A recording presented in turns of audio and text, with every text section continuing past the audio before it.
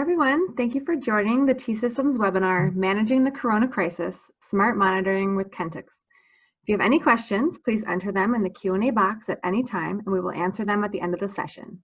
Now, I'll hand it over to T-Systems' Matt Oakes to get us started. Thank you, Erin. Good morning, good afternoon, maybe some evenings as well to those out there. My name is Matt Oakes. I am the one of the senior IoT sales managers for T-Systems here in North America. We've got a very interesting situation that we've been dealing with here, globally over the last 3 to 5 months. And quite frankly, these are unprecedented times. And as our country starts to begin to reopen and try to get back to this kind of what we would call maybe a new normal, safety is, I believe, in the forefront of everybody's minds. I've even personally spoken with safety directors across the country that are looking to figure out how they're going to bring workforces, back into factories, back into office buildings, et cetera. And in T-Systems, what we've been doing is working with a number of partners and trying to help everyone in becoming kind of that true solutions provider, to try to help transition through these processes much easier and kind of, bring safety and security back to folks as they begin to go back to work.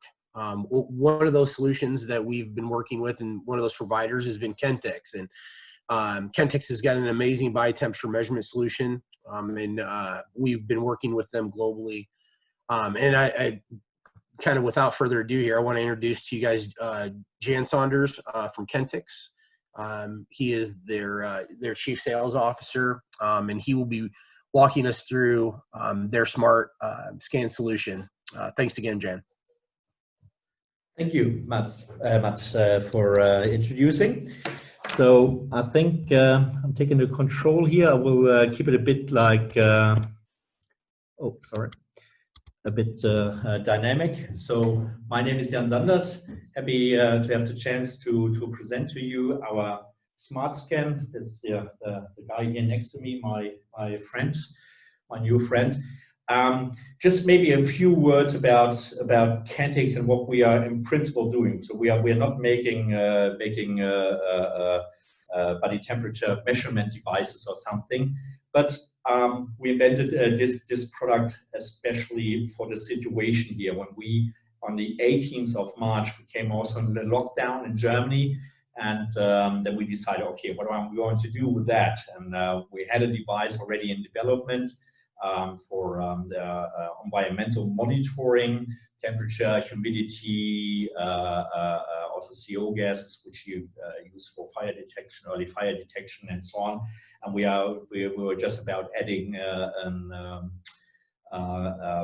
thermal imaging sensor, and then we said, well, actually, why not trying to do something? We didn't know if this is going to work out, but after 6 weeks, we did know, and we had a ready-to-go product which is been launched already, and we are producing this here in Germany. So our company, Kentix, is a German company, a German-based company.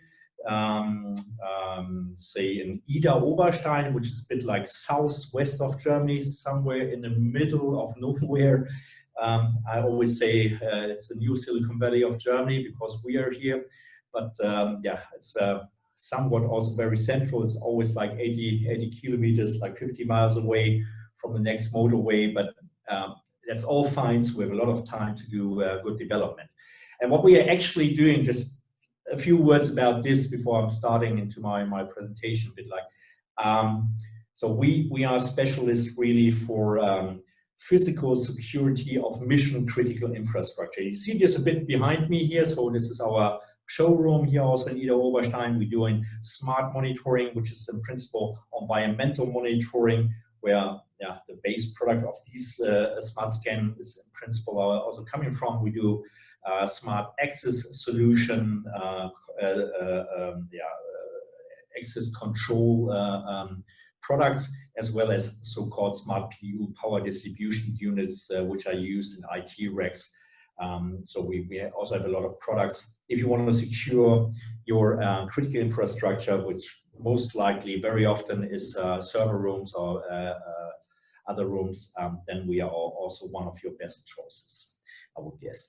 So coming to the topic of today, managing the crisis here. So we invented that device, our SmartXcan, and already talked a bit about this. So what I'm now going to do is lead you through some slides, through some information, but we'll also have you a bit like a live demonstration of the SmartXcan. But I think it's very important that you understand the basics, where we are coming from, what we have looked at when we were developing the device. As I also mentioned, yes, that's Kentix is a German-based company. The whole design, the development, as well as the manufacturing is done here on site. So we control all the processes, software, hardware, everything is ours, and we do this here on site. Okay, the things we are looking at, that's the SmartXcan basics, and we're also talking about the standard, also describing a bit like what is important to do a temperature measurement. How does that work? And you got the FDA also in the US, and also the FDA is very much referring to the IEC 8601-259. So we're also touching this. Then slightly talk about, say, data protection requirements, which might also be needed in some areas. In Europe, a bit more strict than it might be in the Americas yet. And then we will really look at, okay, how is the measurement process designed? What are the interfaces we are using? We do a bit of comparison to other technologies, and look into what are the possible SmartXcan applications. And I hope to do this in 20 minutes from here. Okay. So the basic requirements, we all know that we got new threads, new social threads, but also we have to develop new measures. What are the new threats? It's not any longer only cybersecurity or terrorism or these kind of things. No, now we really got viral diseases. We don't have to talk about this, but it's not only COVID, it's also the flu, it's influenza. So I think we have also not been prepared that proper for this. So these kind of viruses are rapidly spread in crowds, and therefore the measure really is to identify and separate an infected person as early as possible, and maybe even by sharing the data to third-party analyzing tools to recognize also geo hotspots where temperatures overall are rising. Yeah. So then we also looked at what are the most effective method of identifying infected people. In principle, the easiest way is to measure something which you can measure in the end. That's temperature. On the other side, fever or high temperature is already by 40 to 80% the first diagnosis. So it's really depending on which kind of report you're looking at. The World Health Organization has reported around 80–85% in China with the breakout. Some reports talk about 40, 50, 60%, but it's predominant temperature rising, the first diagnosis. That's also reason because when we got the infection, then our immune system is activating itself, and then our body temperature is rising already quite early. So that's not fever we are measuring here. This is then like high temperature. Sorry, but I didn't get the Fahrenheit level on this. So on Celsius, it's 37.5 up until 38. You're talking high temperature, but it's just like 0.5 degrees. So when you do something and you want to measure something, you have to be very precise. Otherwise, you don't get the people early enough. That's also very important because identification is already possible when this activation starts from 37.5 to 38 degree with low virus load. That's very important also to know. So if we can catch people that early, the better it is. But that's in principle the most effective method to identify infected people. But then we also looked at, okay, what are the application and periods we're looking at? Are we going to use this product for weeks or months or years? What is this going to be like? So then we saw, well, actually, we all got this experience. You need it for initial containment as well as crisis management in the first, I would not even say weeks anymore, it's going to be months. So we've been here in Germany, been through this within, say, roughly 3 months. Then there come the next step, the re-establishment of social and business contacts. This will take the next months. Hopefully we are not getting into a second or third wave that soon, but there you are also using these kind of devices, and you also have to bring back confidence to public safety and give protection against recurrence of that virus. So this could even take us years. Yeah. So that has been a basis of when we start thinking about how to deal with that. So then we definitely had to look at the IEC 8601. And the IEC, for the one who doesn't know them, that's an independent organization, International Electronic Commission, founded early 20th century. A lot of members, also the US, China, Germany, all the big industry states. And the particular standard is really looking at specific requirements for this basic safety of medical devices for screening of humans for fever detection. So you have to follow this. It's not just like made by, okay, we raise a new standard. If you are measuring something, fever measuring is a quite sensible thing, not only emotionally, but also physically. So it's not that easy to do. So you have to be in the right environment and do the right things by measuring. And what are these right things? So first of all, the environmental conditions.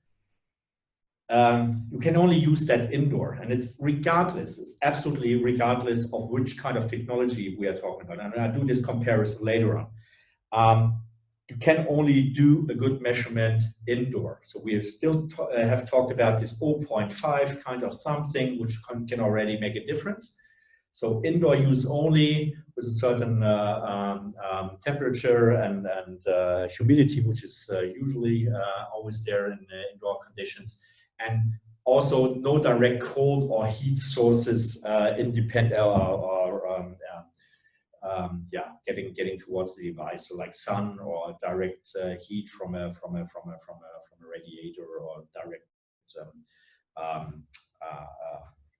spots on you. Okay. So secondly, this is some example. There's a guy standing with that pistol outside, looking inside into the car from an undefined distance. Also, it's not going to work.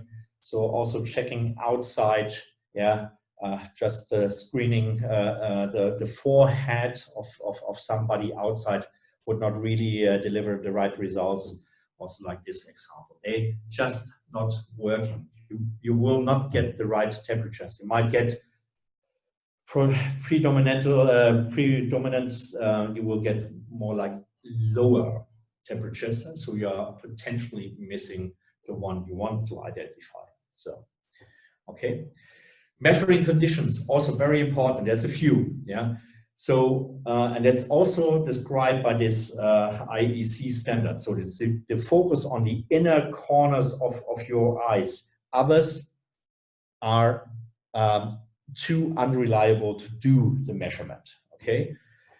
Therefore, of course, you have to take off your glasses because there's no heat radiation going through glass. Then you won't get to that inner canthus areas.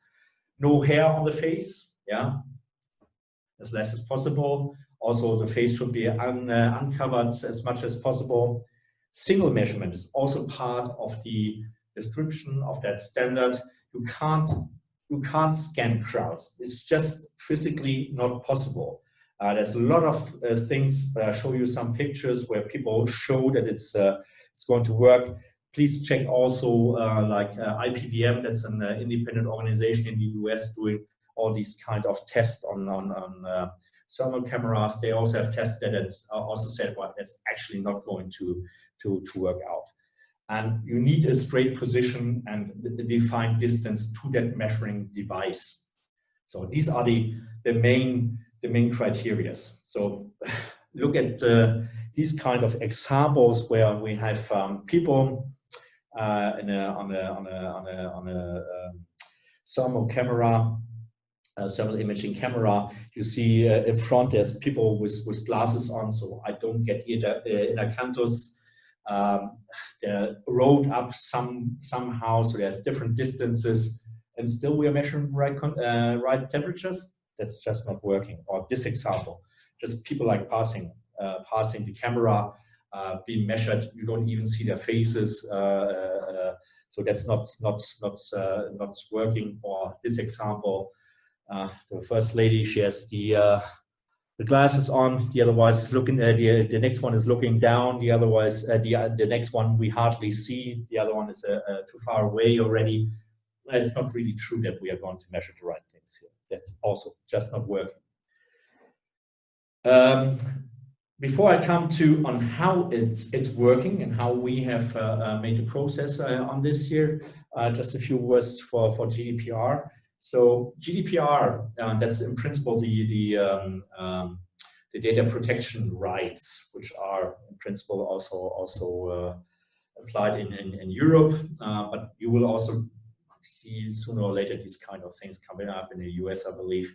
So you're always going to get a bit of an issue if you have a device, you measure a person, and there's an operator, yeah, and you always get a conflict because that operator potentially can identify the person who he has just measured, especially the one who might have elevated body temperature.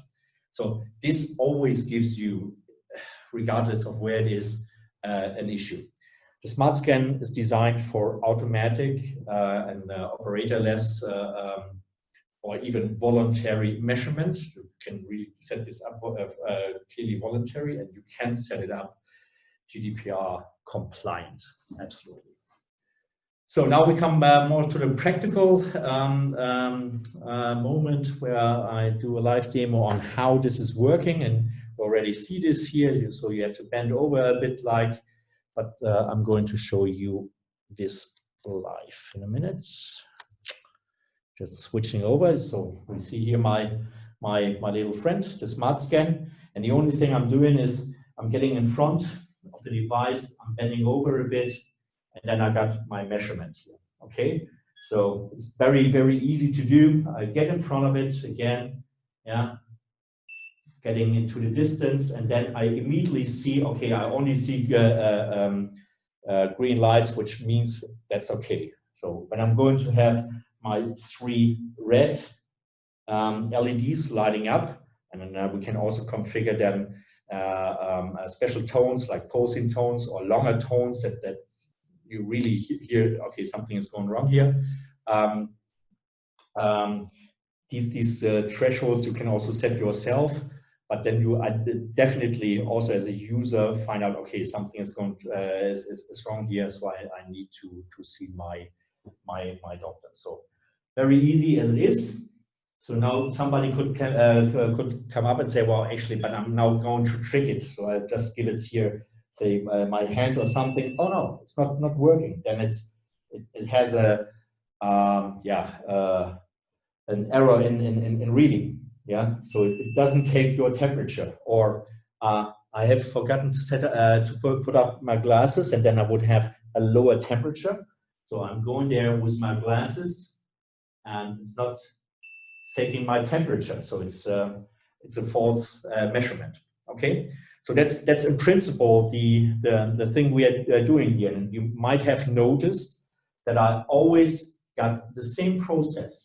I got the process in the same distance. I have a distance sensor on this here also.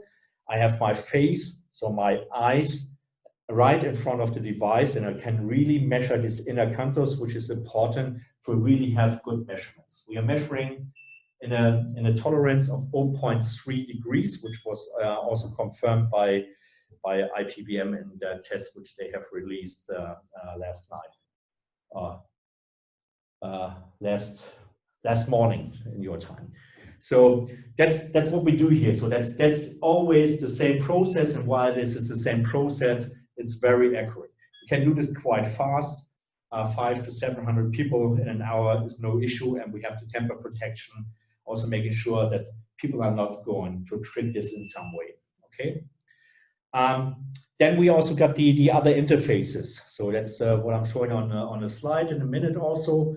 So I can take every single device, because this device is connected to your network. It has a PoE connector, so it's power supplied, and then the network supply is done by one connector.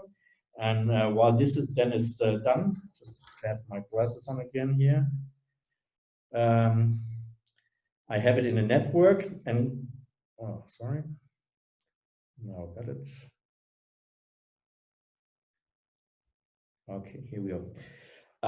So I now got an iPad's a bigger one, and I just have my browser on, so I can take every device which runs in the network with Wi-Fi or whatsoever, or is connected to the LAN. Just type in my IP address, and then I got a front end. So this could also be used by a security guy or a doorman or somebody. So trying to do this now. So I'm getting in front of the device. You see the front end. It's going to scan me, and I see now 37 degrees.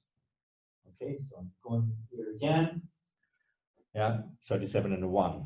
Okay, so here you can also have immediate results, and this you could do on a PC, on every single device, even on a smartphone or whatsoever, for using this. We can also control turnstiles, doors, because we have 2 inputs and 2 outputs also in here. So there's a small module for quite low cost, which you can use then to also use this outputs to control doors. So you would only open doors in a moment when the measurement is okay. So it's not elevated body temperature.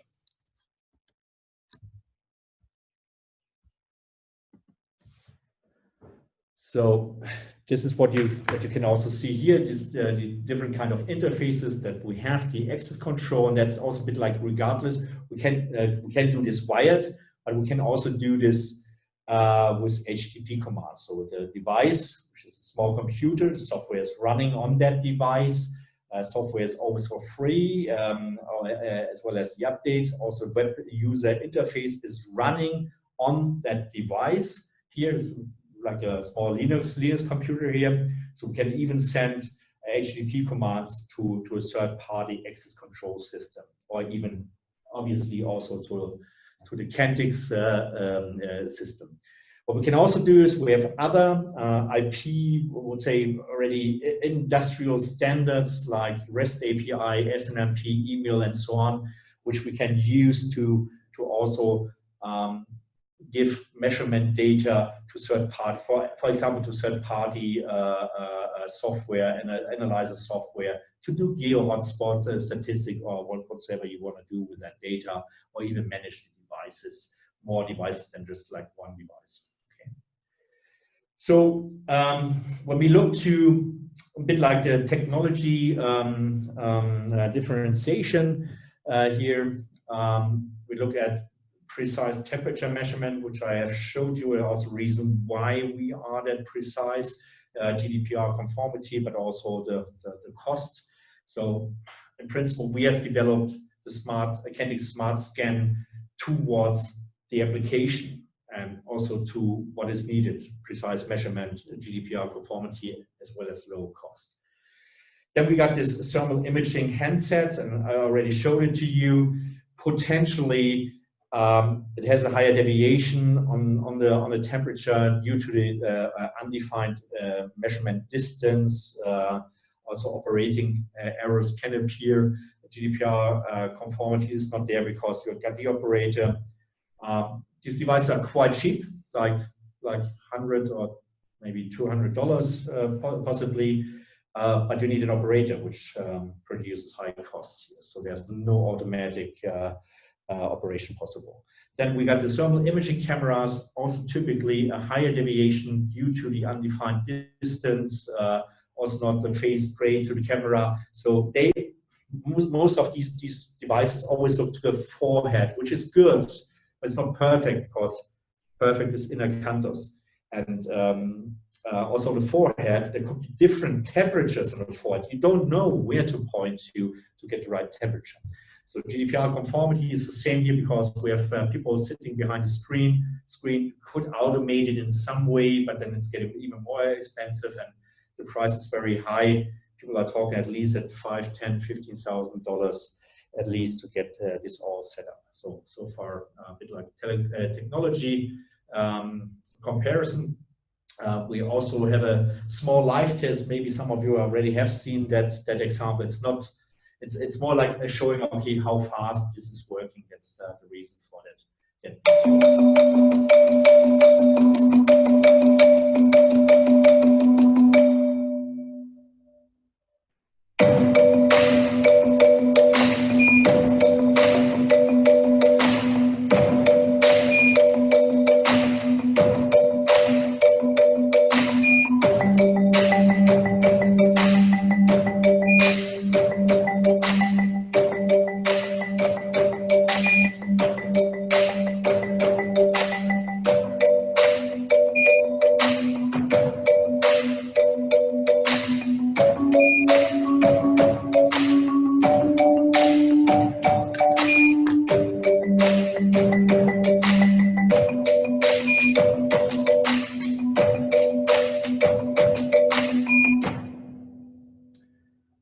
So it took us 43 seconds for 10 people. So if you calculate this, you are easily getting to 500-700 people in an hour. So that's a bit of the live test. I think it's quite impressive.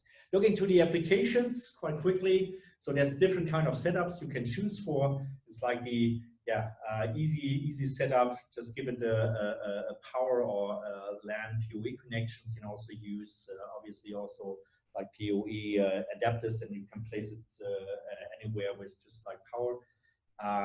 So this is more like for also voluntary or self-responsible self-monitoring.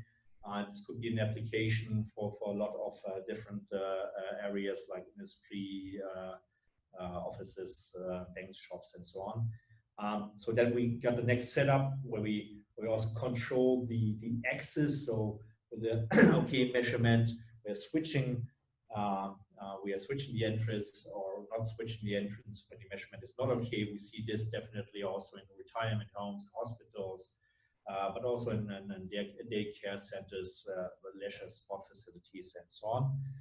And then there's a certain setup where you have a doorman or a security guard having the front end available and looking at the measurement if that's possible, also from the GDPR or data protection rights, and then have a manual admission of people coming in. We definitely see this also executed in more bigger events, where anyhow security people are there, airports, train stations, stadiums, and so on. And then you always, as an option, you can always push the information or track the information from the device. We're really state of the art and these kind of things. So you can, in principle, do all the settings in the device. You can get every information through different kind of interfaces. So that's HTTPS, but it's also the REST API. Maybe somebody already have heard about this. REST API is a principle also.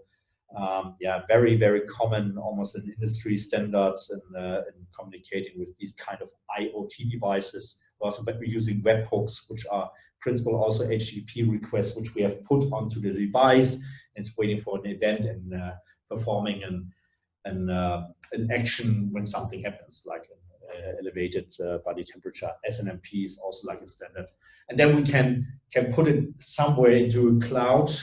So that's not meant Kentix cloud, can put it somewhere from where other application can take the information. So It's a lot of different stuff is possible, but it's always optional. Very important to know. Always keeping the information on the device first. You can do the setting, whether an information is stored or how long this is stored and so on. So this we obviously also have to do here in Europe and also especially in Germany because of the GDPR rules we have here.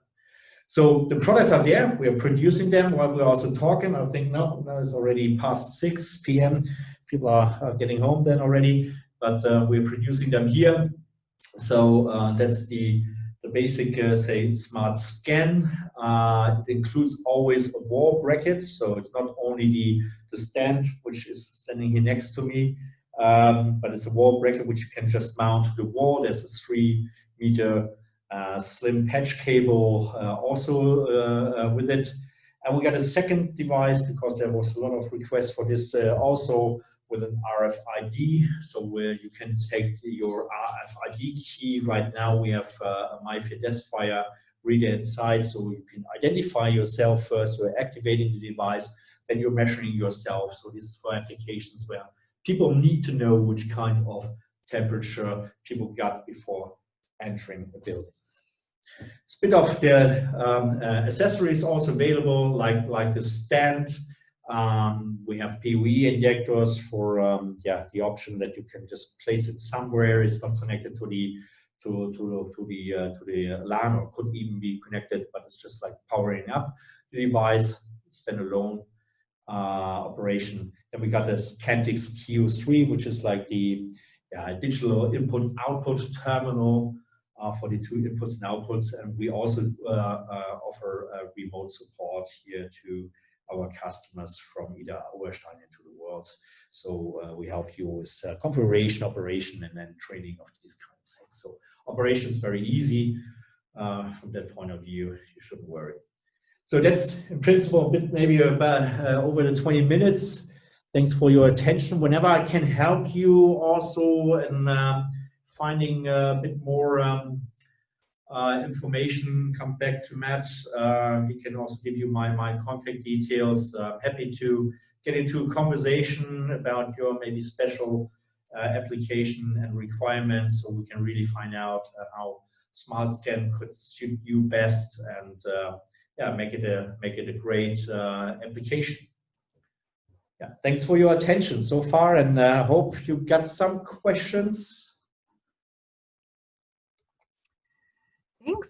We actually do have a couple questions to start. Obviously, if you have any others, please put them in the box on the bottom. First, you mentioned that it needs to be inside. How does the temperature of someone that's been outside affected when they come inside and have their temperature scanned, like from the sun? That's a very good question.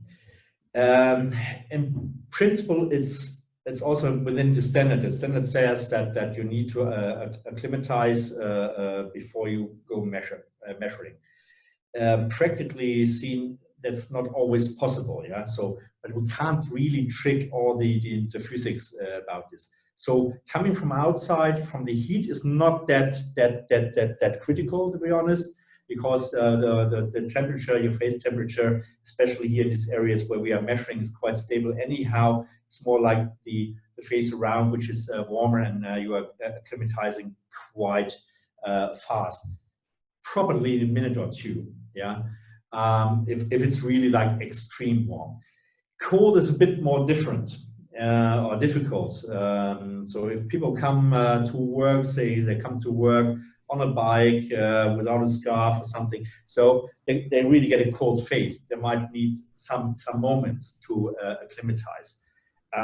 Can't really trick the physics, but we have a very nice very nice feature on this. We call this the DTC, that's the dynamic temperature compensation. What are we doing there? And that's in principle to compensate cold faces, when they're coming from outside, because that's a bigger issue which we identified. So what we are doing here is we are splitting the face into vertical sections. We look to the temperature difference from the eyes to the head, but also towards the mouth. And the higher the temperature difference is, the more we are compensating. It's not that easy. Yeah, it's also like an artificial intelligence behind there. So a lot of things running on that machine, but we are very nicely compensating this.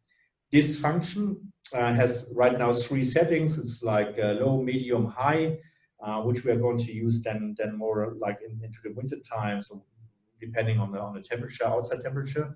But we will also, with our updates, give you more possibilities. So we are right now also working on a geo weather data function, which we then can use to set this parameter also dynamically. So we know, okay, New York City today is going to be 5 degrees, 10 degrees below zero. Okay, then you know, okay, I need to go to the high compensation here. So we can compensate something, but nobody can trick the physics, right? So when your car is slipping, then your car is slipping because you're on ice. Yeah, so you can't do anything about this. But that's the way we are doing this, and yeah, we are keep looking at this to make it better step by step. A short question, long answer. Sorry, but that's one of the most frequent questions people have. Another question. This sounds like it would be a perfect fit for hospitals. My question is, would they need multiple devices within the hospital or just at the entrances?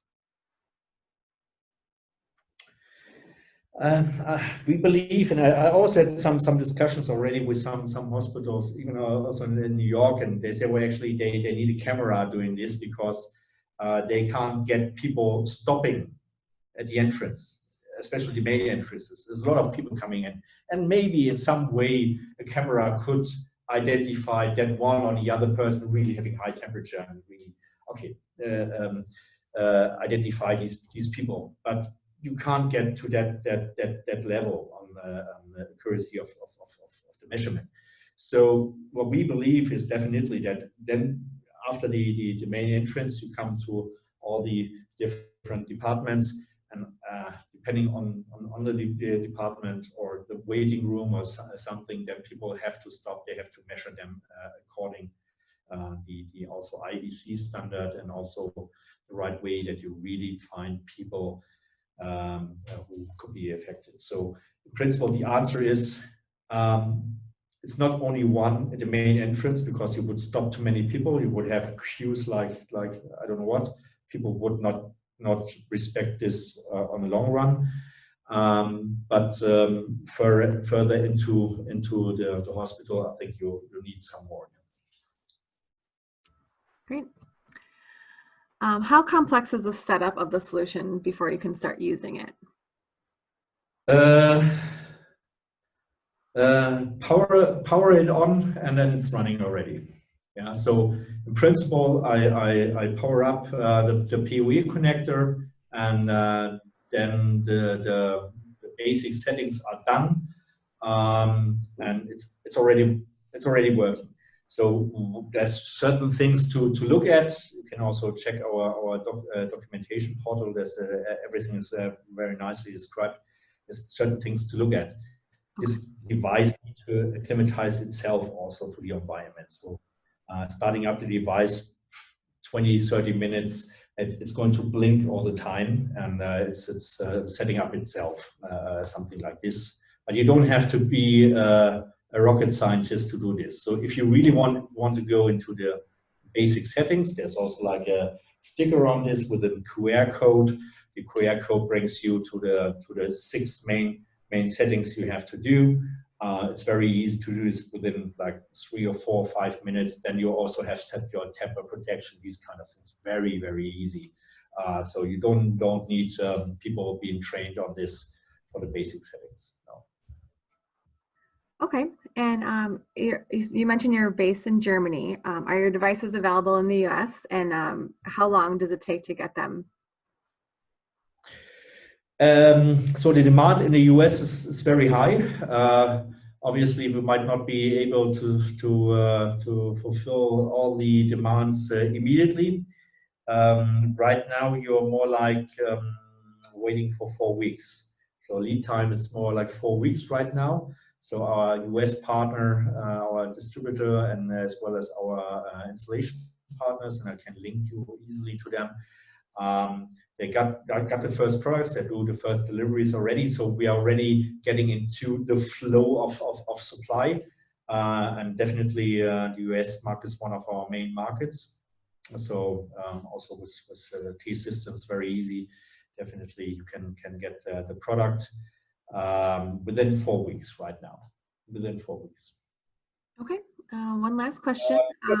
If you come to bigger volumes, because that's also a frequent asked question. If we are really talking about 500 or 1,000 pieces, I might use 6 weeks, but then we would give you a rollout plan already delivering some things from of say 4 weeks and then roll it out, because you would also need some time to roll it out. Yeah. Okay. Final question. For how long is the data stored in the device or cloud? It's not stored in the cloud anyhow, so it's only stored in the device. You can store it also somewhere else, so but then special action is required to set that up. And the duration of storage is depending on your settings. So you can just say, well, it's erased, not stored at all, or erased after a day, or after a week, or a month, or a year, or just take as many records as you can. So then we're talking about millions of records. So that's just like depending on the settings. So in principle, everything you can in principle set and fine tune in the device on your special requirements. Great. Well, I think that's it. Thank you so much. I just want to let everyone know that we will send out a recording with contact information. Maybe one thing I can add, also frequent asked question, also something was asked by IPVM while testing. It's like also, why have you made that device that you need to bend over like this? Yeah, it doesn't look like comfortable. Yeah, that's really made on respect that we have people in different lengths. So we can even have smaller people easily scanned, because you always need your 20 to 30 centimeters towards the device, which is almost like a feet. Yeah, so people easily, also bigger people need to bend a bit more, obviously, but also smaller people can also use that, and that's the reason why. Otherwise, if you just mount it somewhere straight to the wall, then you need to also go up and down. So we have to find a certain kind of compromise here, and this very much looked the best compromise to us so far. Yeah, that makes sense. Well, great. Thank you so much. Warmly welcome. Thank you for your attention and for your time. Thanks, everyone. Have a great day. Have a great day.